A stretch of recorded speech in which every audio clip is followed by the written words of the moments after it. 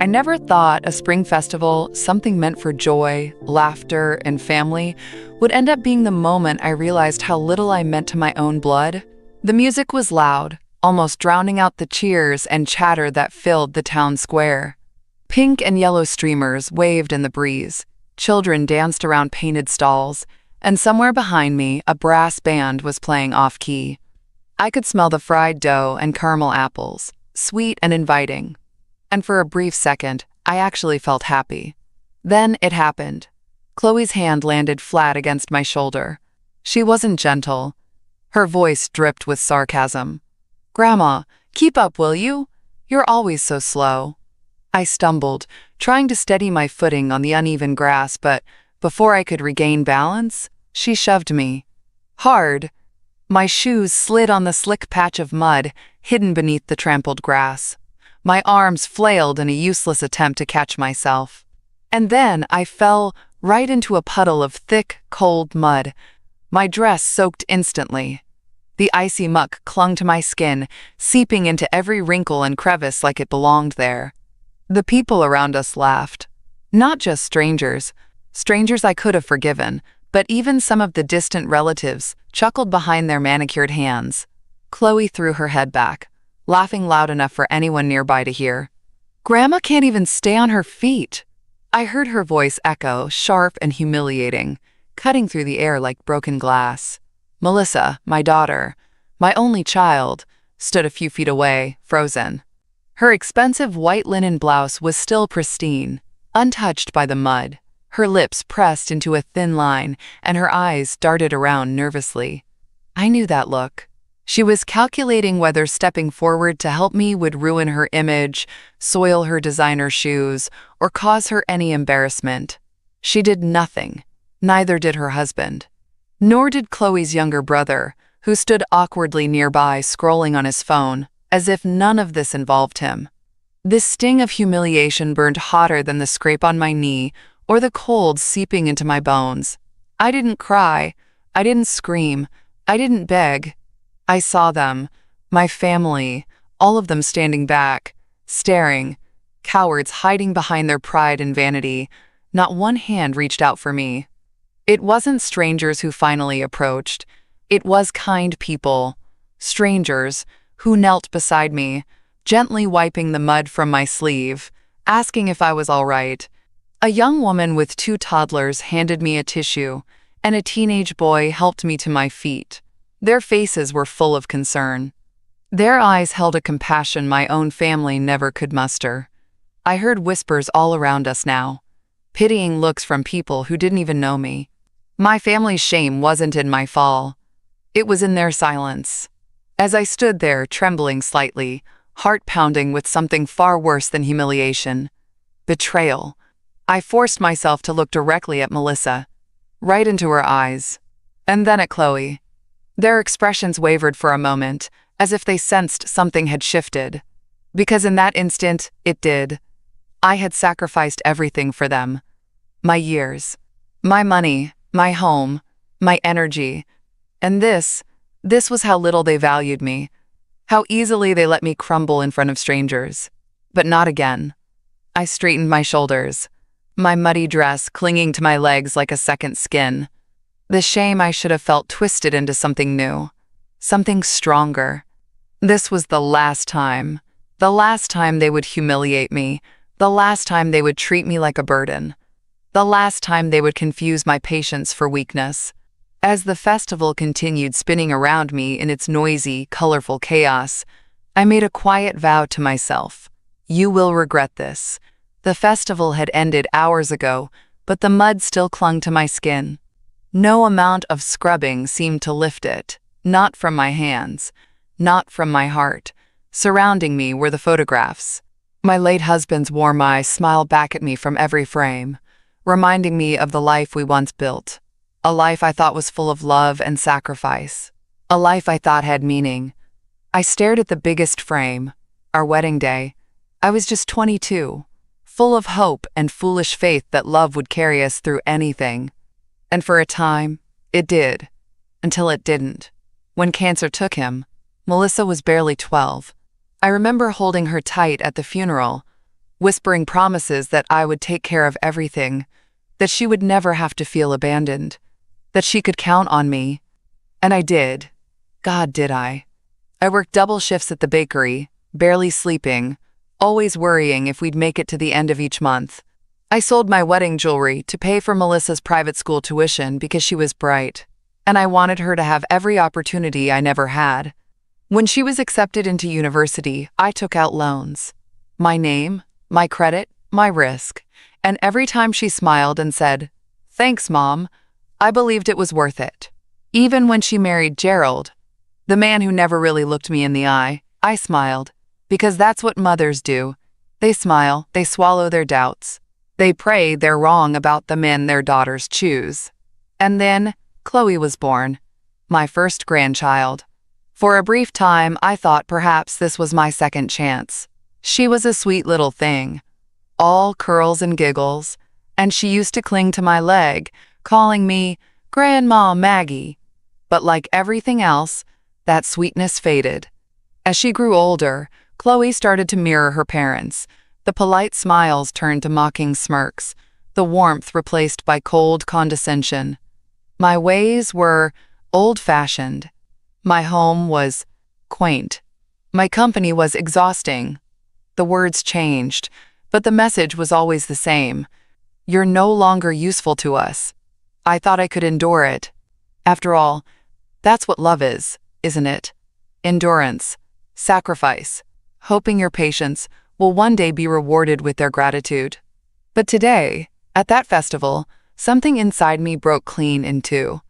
I had bent for them all my life, twisted myself into someone who could never ask for too much, who never made demands, who swallowed every small insult like it was part of the deal. But that shove, that public humiliation, tore away any illusion I had left. They didn't love me. They loved what I could give. And now that I had nothing left to offer, I was nothing to them. The quiet creak of the house settled around me. The old clock ticked steadily on the mantel. Outside, the wind stirred the flowers I had planted years ago with my own hands. I looked up at my husband's face in the photograph and whispered softly, "I see it now, Richard. I see them for who they are." I leaned back, my eyes tracing the soft beams of light dancing across the floor. "They loved my money more than me," I said aloud. "But that ends now." For the first time in years, my voice didn't shake. When Chloe was small, they still needed me. Babysitting, school pickups, the occasional weekend when their schedules clashed. I cherished those days. Chloe would sit on my lap, tugging at my necklace, telling me about her new friends, her dolls, her innocent little world. She used to bake cookies with me, flour dusting her tiny nose. I thought we had something unbreakable, but even that slipped away. As Gerald's career soared, so did their lifestyle. New house, luxury cars, private schools, lavish vacations. Suddenly, I was no longer a necessary presence. I became an obligation, an old woman whose house was too small and whose stories were too long. The first time I heard Chloe roll her eyes at me, she was only 12. "Grandma, you don't get it. Things aren't like when you were young." Her voice was sharp, dismissive, far too sharp for a child who once begged me to read bedtime stories. But Melissa just smiled awkwardly and shrugged. "You know how teenagers are, Mom. Don't take it personally." I didn't say it then, but I felt it like a slap. "I am taking it personally, Melissa." She learned that tone from somewhere. It wasn't just Chloe. Gerald never hid his contempt for my simple ways. He'd make little jabs during family dinners about my outdated furniture or how I managed my small retirement funds. Melissa rarely defended me anymore. She would sit quietly, sipping her wine, occasionally offering a thin smile that screamed, "Please don't start anything, Mom." And so, I stayed silent for years. The humiliations accumulated like dust, easy to ignore at first until they coated everything. I watched Chloe transform into a version of her parents, polished, entitled, and cold. The sweet little girl who once baked with me now strutted through life, as if it owed her something. As if I owed her something. I suppose I still clung to the hope that beneath it all, Melissa would one day wake up and remember who raised her, who sacrificed, who bled, so she could stand where she is. But that hope died today. That shove into the mud at the festival wasn't just an accident. It was a message, a performance. Chloe wanted me humiliated. And Melissa? She let it happen. They made their choice. And now, I'm making mine. It was quiet in the house that evening. Almost too quiet. The kind of stillness that wraps around you like a heavy blanket, suffocating and thick. Melissa and Chloe had stayed after the festival, playing the part of the dutiful family as if nothing had happened, as if I hadn't been publicly humiliated just hours ago. Dinner was awkward. The air between us sharp and brittle. Every polite smile another layer of poison I had grown used to swallowing. Melissa chatted about Chloe's college prospects while Chloe scrolled on her phone, tossing the occasional smug glance my way. I excused myself early, retreating to my bedroom. But I couldn't sleep. Something gnawed at me. A restless pull in my chest I couldn't shake. Maybe it was instinct, or maybe I was simply tired of pretending. Either way, I slipped quietly out of my room and wandered toward the kitchen for some tea. That's when I heard them. Their voices floated softly from the living room. The lights were dimmed, but the soft glow from the chandelier cast just enough light for me to see their silhouettes. Melissa sitting upright on the couch, Chloe stretched out lazily beside her. I froze, my body pressing against the cool wall just beyond their sight. Melissa's voice was low but sharp. Once she's gone, it's all ours. The house, the accounts, everything. Chloe laughed lightly, far too casually for what they were discussing. Honestly, Mom, she's getting slower every year. The memory lapses, the clumsiness. It's already starting. A few more slips, and the doctor could easily say she's not fit to manage things. Melissa sighed, tapping her fingernails against the glass in her hand. That's why we need to stay patient. Let nature do the work. But if we push for power of attorney too early, it might look suspicious. Timing is everything. Chloe's voice dripped with confidence. Grandma's old-fashioned. She still believes family means something. She won't suspect a thing. I stood there, heart pounding so loudly I was certain they'd hear it. My hands trembled slightly, not from fear, but from rage. So this was their plan. The concern. The little jabs about my forgetfulness. The casual suggestions that I should start thinking about assisted living. All of it had been carefully planted, a slow, manipulative campaign to make me doubt myself while they positioned themselves for the kill. They wanted me declared incompetent, powerless, disposable. I felt my breath catch in my throat, but I forced myself to stay composed. I wouldn't give them the satisfaction of even knowing I was there.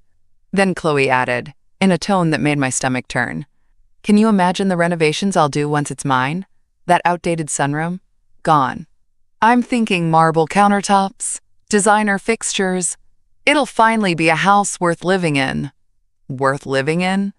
The house Richard and I built with our bare hands. The one we sacrificed for. The one that carried our laughter, our struggles, our love. I closed my eyes for a moment, steadying myself. My vision sharpened with a clarity I hadn't felt in years. When you love people, you want to believe they're good. You want to explain away the slights, excuse the disrespect, cling to the idea that they don't mean it. But they did mean it. They meant every word. And now, I was done pretending. I reached into my pocket and wrapped my fingers around my phone. Quietly, carefully, I pressed the record button. The screen glowed faintly as their voices continued, damning themselves without even realizing it. For the first time in years, I smiled. A quiet, steady smile. Not of joy, but of resolve. They think they're outmaneuvering me. They have no idea who they're playing with.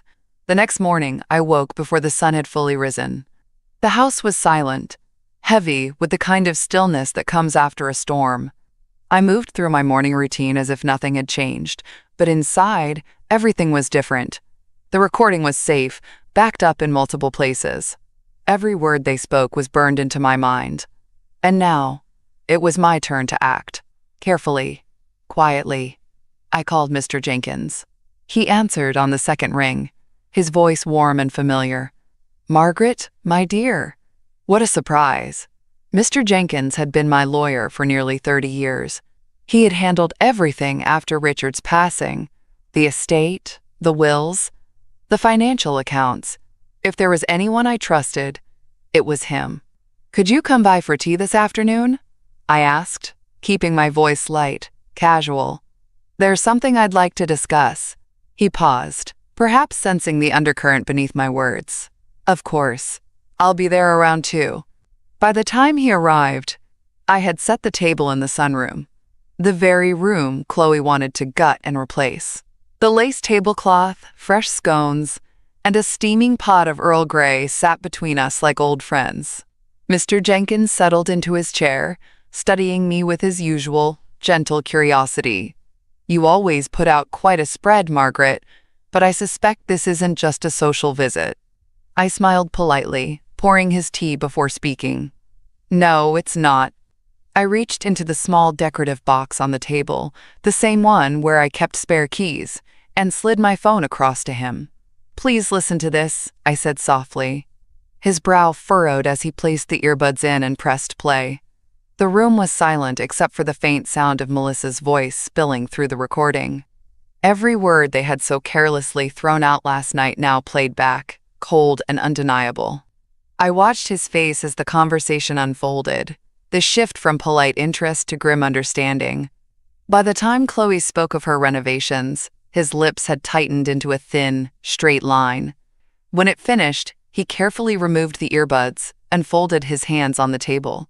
His voice was lower now. "Well, that's enlightening." I nodded, keeping my tone steady. "They think I'm weak, Jenkins. They believe I'll sit quietly while they circle like vultures." He exhaled slowly, choosing his words with care. "Margaret, this is not just hurtful. It's dangerous. If they attempt to declare you mentally unfit, they could petition the court for guardianship, control of your finances, your property, your freedom." I met his eyes directly. "And I want to make sure they can't," he nodded. "Then we'll act preemptively." He leaned forward, his voice turning more clinical now, shifting from a friend to my legal shield. "The first step is evidence of competence. Full physical exams, cognitive evaluations, signed by certified professionals. We'll create a record so robust that any accusation of incapacity will crumble under it." "And the will?" I asked. "That too," he confirmed. "We'll revise your estate documents immediately. We'll build protective trusts, remove any avenues they could exploit. And should they attempt anything, you have this recording as leverage." For the first time in days, I felt a strange kind of calm. The pieces were falling into place. "Thank you, Jenkins," I said softly, pouring him another cup. My hand was steady. He looked at me with quiet admiration. "I must say, Margaret, you're handling this with remarkable composure." I offered him a small, measured smile. "I've spent my life giving them everything, but I won't give them my dignity." The wind rustled outside the window, shaking the leaves gently against the glass. And as we sat there in that peaceful room, my sanctuary, I finally allowed myself to feel it. Control. The days that followed unfolded with the kind of eerie calm you only recognize after something inside you has snapped clean. Every morning I woke up early. I ate my breakfast. I watered my flowers. I smiled at Melissa's occasional check-in calls, where she pretended everything was fine, but beneath that soft voice, I could hear it, her waiting. Waiting for time to do what greed had set in motion. But I was no longer playing their game. I started scheduling appointments. My family thought I was slipping into the slow routine of harmless aging. What they didn't know was that every doctor visit wasn't for some fabricated ache or phantom pain. It was for documentation. I sat through cognitive tests, memory evaluations, physical exams. I smiled politely as neurologists ran me through puzzles and recall exercises. They found nothing, because there was nothing to find. My mind was sharp. My body, though aging, was strong enough to manage my own affairs. Each report went directly into a locked file. Every signature, every date, carefully stamped and notarized. Mr. Jenkins coordinated it all, with a precision that made me feel safer than I had in years. "They're building a case against you," he had warned me. "So we'll build one stronger." And we were. At home, I reorganized my financial documents, the house deed, my investment accounts, the savings Richard and I spent a lifetime building. One by one, I prepared them for transfer into protected trusts, airtight legal walls they couldn't tear down, no matter how many crocodile tears Chloe could squeeze out later. I hadn't told anyone, not even the few friends who still checked in. This wasn't something I could share. This was mine. My battle. In the evenings, I would sit in my sunroom, sipping tea under the soft hum of the ceiling fan, staring at the photos on the wall. My younger self beamed back at me from those frames, holding baby Melissa in one arm, Richard's proud smile beside me. There had been so much love once, so much hope. And now? The faces in those photos were still mine. But the woman sitting here now? She was different. I no longer ached for Melissa to love me like she used to. I no longer waited for Chloe to soften. I no longer hoped Gerald would ever treat me like family. That was the old Margaret, the woman who gave and waited for scraps of affection in return. This Margaret? She was done waiting. One evening, as the sun dipped below the horizon, Melissa called again. Her voice was overly sweet. "Mom, how are you feeling?" "I've been meaning to bring Chloe over for a little visit. She misses you." "She misses my house," I thought. My fingers gripped the armrest tightly, but my voice stayed calm. "That's lovely, dear," I replied. "But I have some doctor appointments this week. Maybe another time." "Oh, of course," she answered, masking her disappointment poorly. "You've been going to a lot of doctors lately. Everything all right?" I could feel the cautious probing beneath her words, her attempt to sniff out weakness. I smiled into the phone. "Just routine checkups. You know, staying on top of things. At my age, you can't be too careful." I could almost hear her disappointment tighten into a thin smile on her end of the line. "Will you let me know if you need anything, Mom?" "Anything at all." I ended the call politely, placing the receiver gently back into its cradle. The storm was coming, but not the one they expected. They thought they were circling prey too frail to fight back. They didn't realize I was sharpening my sword in silence. There was something almost peaceful about building my own defense in secret. Each small step felt like stacking another stone into an invisible fortress, one they would never see until it was far too late. The clinic visits were done now.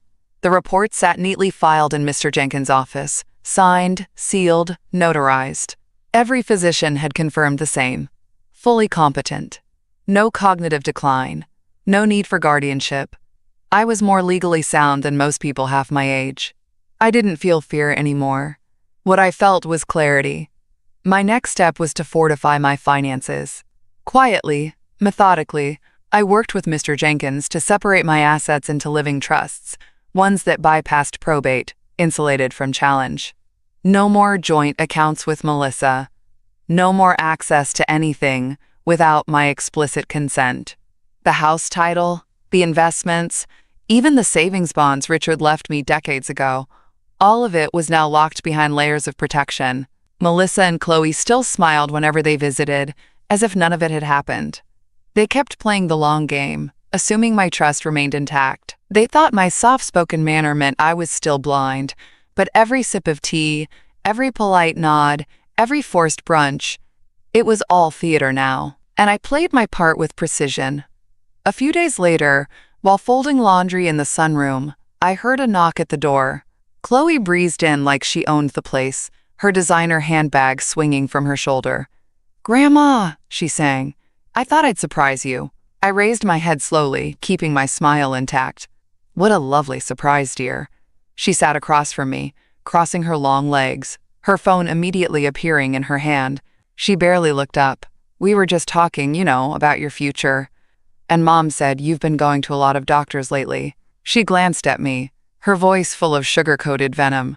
"You should think about getting ahead of things before anything serious happens." I folded a towel carefully, my hands steady.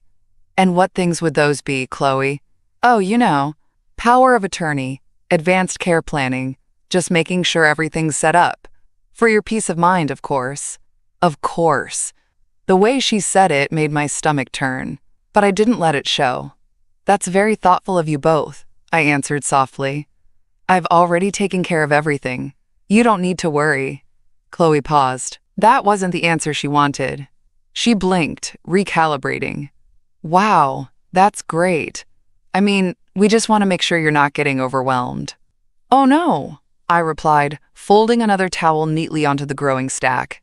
Actually, it's all quite simple when you work with the right people. Her smile faltered for the briefest moment before snapping back into place. Well, if you need any help reviewing the documents, I'm sure Mom and I cut her off, still smiling. That won't be necessary. The silence stretched, heavy and awkward. Chloe shifted uncomfortably, finally tucking her phone away. Well, anyway, I should get going. Just wanted to check in. She rose, still smiling that brittle, polished smile. As she reached the door, I added quietly, "Give your mother my love, will you?" "Oh, I will," she answered, voice thin. The door clicked softly behind her. I stood there for a moment, breathing in the quiet. The house felt different now. Lighter, somehow.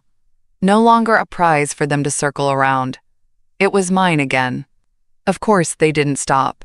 People like Melissa and Chloe never do when they believe something belongs to them. The more I pulled away, the harder they pushed, but always with a smile. The rumors started small.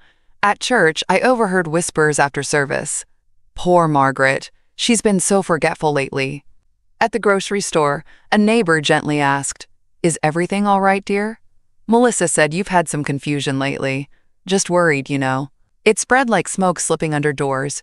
Soft enough to sound like concern, but with a poisonous undertone. They were planting seeds, building their case one whispered suggestion at a time. And I let them.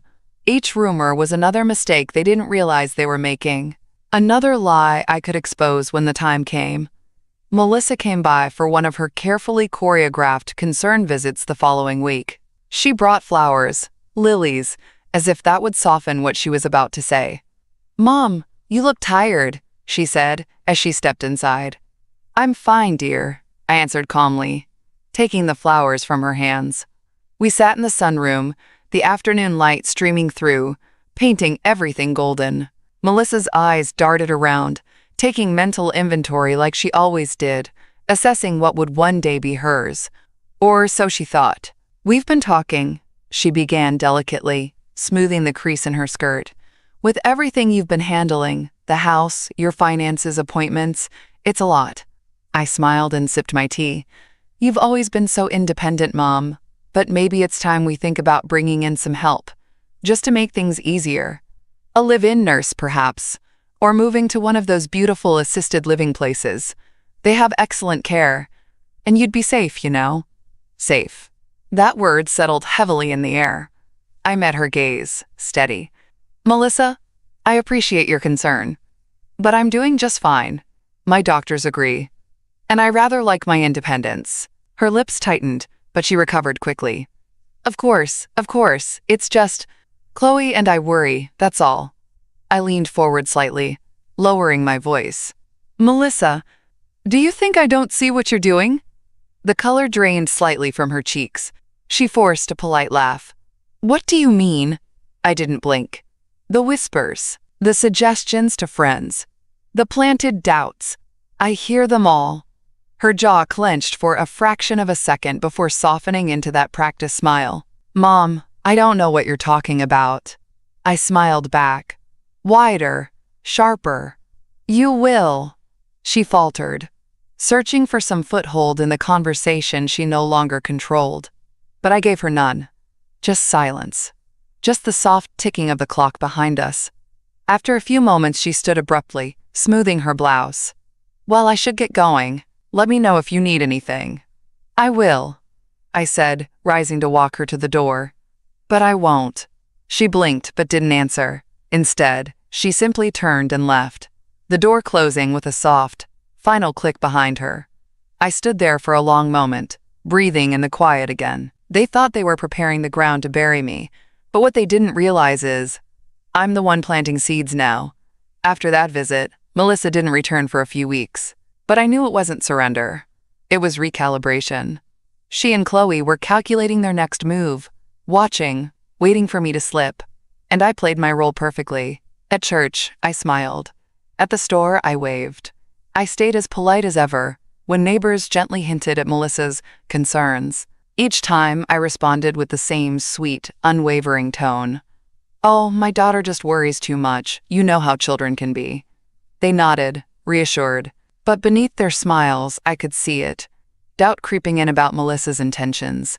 Good. Let them wonder. Behind closed doors, I wasn't idle. I met with Mr. Jenkins regularly. Together, we quietly adjusted my will. The trust documents were finalized. The house, my accounts, my investments, all sealed behind legal firewalls. And most importantly, Melissa and Chloe's names were erased from everything. It wasn't enough to cut them out. I needed to ensure there was nothing they could claw back later. Instead, I reached out to people who had always shown me quiet kindness. Distant nieces and nephews who called on my birthdays, who brought me pies during holidays, who never once made me feel like a burden. Some lived far away, some nearby, but every one of them treated me with genuine respect, not entitlement. And as I restructured my will, I named them, carefully, thoughtfully. The ones who truly cared would inherit what I had worked for, not those who saw me as a nuisance standing between them and their imagined fortune. I started reaching out. First was my nephew Daniel, Richard's sister's boy. He was nearly 50 now, with a family of his own. We hadn't spoken much over the years, but when I called, his voice was warm, surprised, but instantly familiar. "Aunt Margaret, you still sound exactly the same." I smiled, genuinely this time. I thought it was time I caught up with people who still know how to answer a phone. We talked for nearly an hour, about his kids, his job, his mother's declining health, and when he gently asked how things were going on my end, I kept my words careful but honest.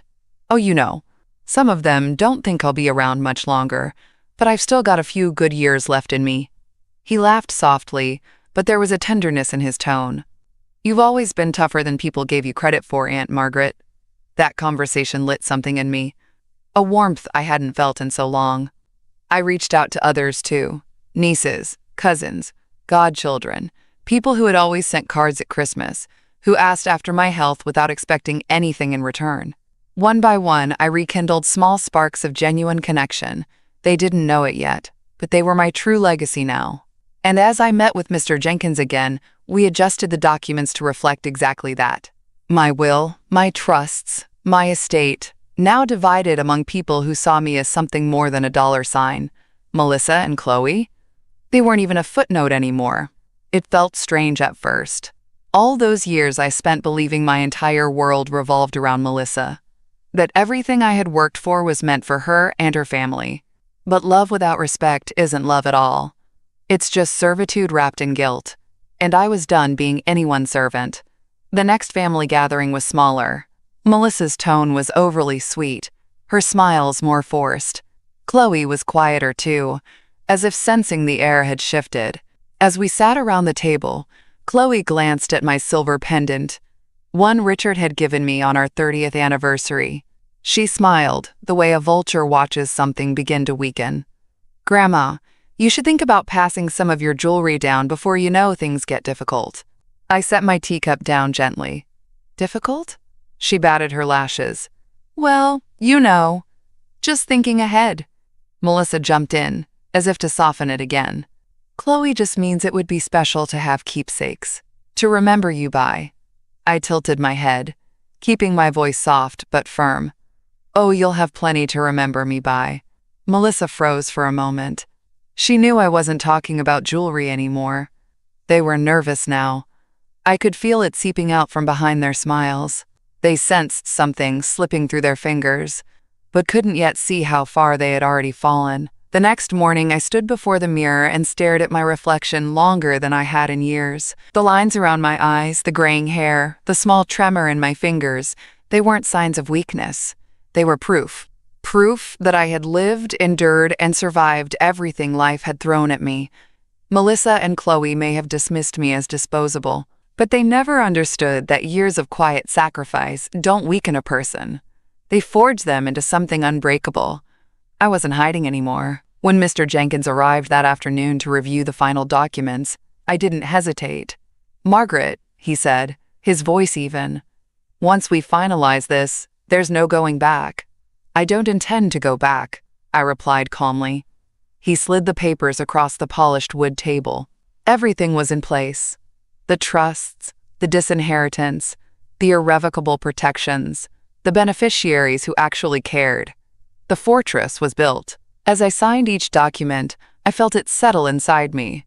Not triumph, not revenge, but peace, control, dignity, clarity. When I laid down the pen, Mr. Jenkins offered a small smile. "You've done something most people don't have the courage to do." I met his gaze without flinching. "No," I said softly. "I've simply stopped confusing love with loyalty." The pieces were in place now. Everything I had to give had been moved to hands that would hold it with respect. Melissa and Chloe still believed they were circling me, waiting for me to crumble. By now, every piece was where it needed to be. But I wasn't finished. I had learned one painful truth about people like Melissa and Chloe. They only accept defeat when every exit is sealed shut, so I met with Mr. Jenkins one final time. We sat in his quiet office, the walls lined with old law books, the heavy scent of aged paper filling the air like an old promise. His desk lamp cast a warm glow as I handed him the final folder of documents. "The liquid assets," I said. "Transfer them all into protected trusts. No loopholes, no access, not for them." He nodded, flipping through the documents. "This will remove any remaining vulnerability, Margaret. Once this is complete, they won't even be able to contest." "That's what I want." His tone softened. "You understand how thorough this will be? Once it's done, even if they attempt legal action, they won't touch a penny." "That's exactly the point," I said firmly. For years, I had been naive. I thought keeping joint accounts, keeping Melissa's name on certain documents, was a way of showing trust, family unity. But all I had done was give them ammunition, easy pathways to seize everything if they could convince the right person I was unfit. No more. "Margaret," Mr. Jenkins added carefully, "I also prepared the public statement we discussed for when the time comes." He slid a printed letter across the desk. It was simple, clean, and powerful. A clear declaration that all estate decisions had been made independently, legally, and with full mental capacity. Notarized. Witnessed. No contest clause. Absolute. I scanned the words slowly, my fingers tracing the thick paper. "This will be ready if they try anything," he assured me. "They will," I said. "The only difference is that now I'm ready too." He nodded, his expression a mixture of admiration and quiet pity. "I've seen many families tear themselves apart over inheritance, Margaret, but rarely with such calculation as this." I smiled faintly. "They think patience is kindness. But all these years, I was simply watching." Before I left, we sat for a few minutes in comfortable silence. Two people who understood that some battles require strategy, not swords. That evening, I returned home, my steps lighter. As I walked through each room of my house, I saw it differently now. Not as a prize they were circling, but as my sanctuary again. The kitchen where I had once cooked for Melissa as a child. The living room where Richard and I danced on quiet evenings. The garden that still bloomed because I had never stopped tending it. They would not take this from me. The next morning, I sat in my sunroom with my tea as the phone rang. It was Melissa. "Mom," she greeted, her voice coated in sweetness. "I was thinking we should schedule a meeting with a financial advisor. To make sure everything is in order." Chloe was just saying how helpful that would be. I let a small pause hang between us. I wanted her to feel it. "That won't be necessary," I said softly. "Everything is already in order." "Oh," she hesitated. "Well, if you change your mind." "I won't." The silence that followed was thick with the panic she tried so hard to hide. "All right," she said quickly. "Well, just checking in." I hung up, setting the receiver down with care. It was done. Their net was empty. My world, my home, my dignity, locked behind walls they could never scale. And they didn't even know it yet. The final blow had to be deliberate. Not cruel, not loud, just final and quiet. Melissa invited me to another one of her brunches. Same setup as always. Gerald on his phone, Chloe sipping her overpriced latte, Melissa managing the performance, trying to maintain the illusion of a happy family. They were still so sure of themselves, so certain I was too old, too fragile to resist their plan. But today was different. Today, I came prepared. The meal dragged on, light chatter, Chloe dropping snide little comments about my memory, Melissa smiling too wide. I played along, nodding, smiling, letting them think I was still bending to them, still that same old woman they believed they could wear down. And then, just as Chloe launched into a monologue about how, when the house is updated, the value will skyrocket, I reached into my handbag. "Melissa," I interrupted softly. She glanced up, surprised by my tone. "There's something I need you to read." I pulled out the envelope and slid it across the table.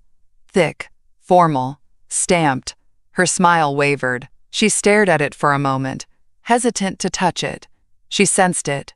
The shift in air, the quiet threat buried beneath my calm. "What's this?" she asked, voice still playing polite. "Just read it," I replied, folding my hands neatly in my lap. She opened it slowly, scanning the first lines. And I watched it happen, the color draining from her face, her lips parting ever so slightly as she realized what was written there. Full disinheritance. Immediate eviction notice. Irrevocable. Chloe leaned over to peek, confusion turning to horror. "What is this?" "Grandma." I looked at Chloe directly. "This house, this money, this life you've been circling like vultures for years, it no longer belongs to you." Melissa's voice trembled, her mask slipping for the first time. "Mother, you can't. I already have." The room fell silent. "You made your choice long ago," I said, my voice steady, calm. "I'm finally making mine." Chloe's eyes darted between us, her bravado cracking. "You can't just throw us out. We're family." "Family?" I echoed. "Family protects each other, loves each other. You don't love me. You love what you thought you'd inherit." Melissa's eyes glistened now, not with grief, but fear. "Mom, please, we didn't mean—" "Don't lie," I said softly. "Not now. I have the recordings, the witnesses, the medical reports, every doctor, every lawyer, every safeguard you never thought I'd bother with." Gerald finally looked up from his phone, his brow furrowed in disbelief, but I didn't even spare him a glance. He had never mattered. His greed was borrowed, not earned. "This is illegal," Melissa whispered, her voice thin. "You're not thinking clearly. We can fight this." Before she could continue, another voice entered the room. "No, you can't." Mr. Jenkins stepped forward from the hallway where he'd been waiting quietly. "At my invitation," Melissa gasped. Chloe's mouth fell open. "We've ensured every document is airtight," Mr. Jenkins said calmly. "Any attempt to contest will be met with swift legal action. You have no claim, no standing." Their eyes darted, trapped now in the web they once believed was theirs to spin. I sat back, my tea cooling beside me, and let them feel it. The weight of consequences. The weight of what they had tried to steal, now completely beyond their reach. For the first time in years, I saw them for what they truly were, defeated. The silence that followed was thick, suffocating. But like all fragile things, it didn't last long. Melissa exploded first. "You're betraying your own daughter," she screamed, her face twisting, the polite mask finally ripped off. "After everything I've done for you, everything I've sacrificed for this family." Her voice cracked, shrill and desperate. She was no longer playing the composed daughter. This was who she truly was, a woman who never expected to lose control. Chloe wasn't far behind, her words like venom. "You're sick. You're bitter and selfish, Grandma. You'd rather give everything to strangers than to your own blood." I stayed seated, my hands folded neatly in my lap, my breath calm. "You mean people who actually care for me? People who never shoved me into the mud? People who didn't plot behind my back?" Chloe's face flushed red, her jaw clenched. That was a joke. You always take everything so personally. Yes, I answered, my voice quiet but firm.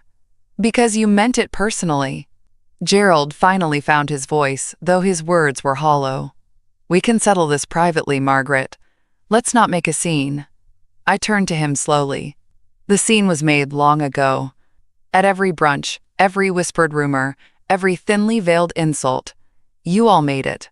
Melissa's voice wavered, caught between anger and panic. Please, Mom, we're still family. You're overreacting. Don't, I cut in, sharp now. Don't you dare use that word like it means something. The room vibrated with their fury, but I remained unmoved. The years I spent bending for them were over. The decades of swallowing my pride were over. Their shouting sounded distant to me now, like noise behind a thick glass wall. I watched their desperation unravel, and I felt nothing but peace. Mr. Jenkins stood beside me, his calm presence grounding. As stated, you have no claim. You are being formally served with the eviction notice and disinheritance documents. You will vacate the premises within 7 days, as per the legal arrangement. Melissa's breathing grew fast, erratic. You can't do this to us. I stood, slowly, leveling my gaze at both of them. I didn't do this to you. You did it to yourselves. I just finally stopped pretending not to see it. Chloe's voice dropped to a bitter whisper. You'll die alone, you bitter old woman. I leaned in slightly, smiling. Not cruel, but with a clarity I hadn't known in years. Being alone, I said, is far better than being surrounded by people who only miss me now that I've said no. The room stood still. They expected tears. They expected pleading. What they never expected was strength. Melissa's voice broke one last time. You'll regret this. No, I replied softly. You will. They stood there, frozen, searching for some last shred of power they could wield.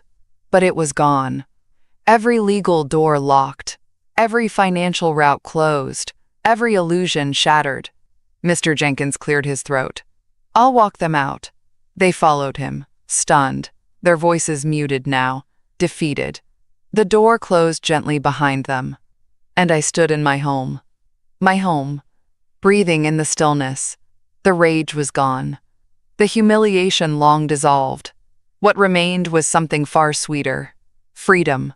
The days that followed were strangely quiet, not an absence of noise, but an absence of them. They didn't call, they didn't visit, they simply vanished, like predators who realized their prey was no longer weak enough to chase. But I wasn't naive. I knew Melissa and Chloe weren't finished. Not really. People like them don't let go so easily. They regroup, they strategize, they search for loopholes. And sure enough, 3 days later, Mr. Jenkins called. They filed a preliminary motion, he said calmly, attempting to contest your mental capacity and the validity of the trust. They're claiming undue influence, citing emotional instability. I let out a soft breath, unsurprised. Of course they are, he continued, his voice steady. They've attached statements from a few family acquaintances, neighbors, old church friends, whom I suspect were carefully primed over the past year. Claims that you've been acting strange, withdrawing, showing signs of forgetfulness. It's weak, but they're testing the water. I closed my eyes briefly, steadying myself. Let them test it, I said softly. They've walked right into what I've been preparing for. Mr. Jenkins cleared his throat, and I could hear the faint amusement in his voice now. That's precisely why I had you gather those evaluations months ago. The file was thick. Every doctor, every assessment, every witness statement carefully collected before they even started whispering their campaign. It was all already submitted. And the recordings? I asked. Ready to be entered as evidence if necessary, he confirmed, including the brunch conversation. Their intent is clear. And beyond that, the behavioral clause you insisted we include in the disinheritance agreement remains fully enforceable. That clause was my final safeguard. The one I had demanded, the one that stated, Any instance of psychological coercion, emotional manipulation, or attempt to declare me incompetent voids all claims permanently without reinstatement. They never imagined I'd be prepared for this level of betrayal. They counted on my love for them to blind me, and for years it had. But not anymore. Margaret, Mr. Jenkins continued gently, after we submit our response, it's highly likely their attorney will advise them to drop the case altogether. They have no legal standing left. I smiled faintly. Good.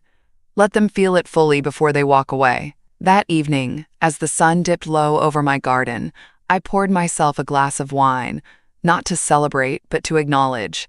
This was never about revenge. This was survival. It happened faster than even I expected. The legal dismissal sealed their fate. Within 48 hours, Gerald's name was scrubbed from the property registry. Melissa and Chloe had no legal standing left, no foothold to cling to. The eviction clock started ticking. They had 7 days. I didn't hear from them at first, but I saw the movement. Trucks arrived quietly, mostly in the early mornings. Movers carried out boxes, furniture, bags of clothing. Gerald avoided eye contact with the neighbors as he supervised the packing, barking orders into his phone. Chloe hovered nearby, her face tight with anger as if each trip down the driveway was another blow to her pride. Melissa stayed inside most of the time. I imagined her pacing the empty room she once assumed would be hers, planning renovations, imagining her future, now all slipping through her fingers. I watched it unfold from my kitchen window, sipping my tea, calm, detached. It wasn't joy I felt, it was justice. The final day arrived like a soft exhale. No drama. No last-minute confrontation. Just silence as the last moving truck pulled away from the curb. The house stood still again. My house. Untouched, safe, and finally free of their shadow. Later that evening, some of my distant relatives began reaching out. The very ones I had quietly named in my updated will. Daniel called first. "Aunt Margaret," he said softly, "we heard about everything. Are you all right?" I smiled, genuinely this time. "I've never been better." There was a pause on his end, his voice tinged with admiration.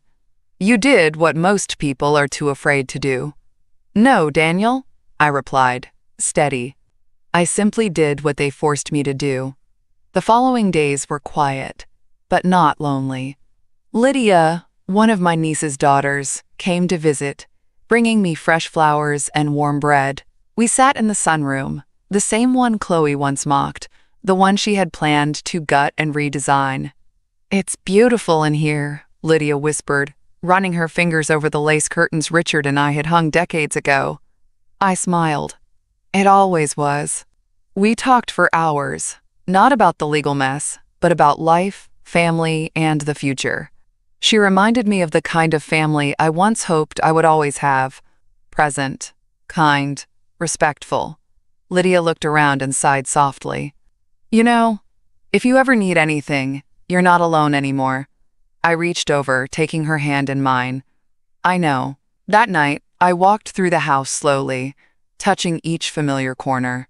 The framed photos, the books Richard loved, the table we once sat around as a real family.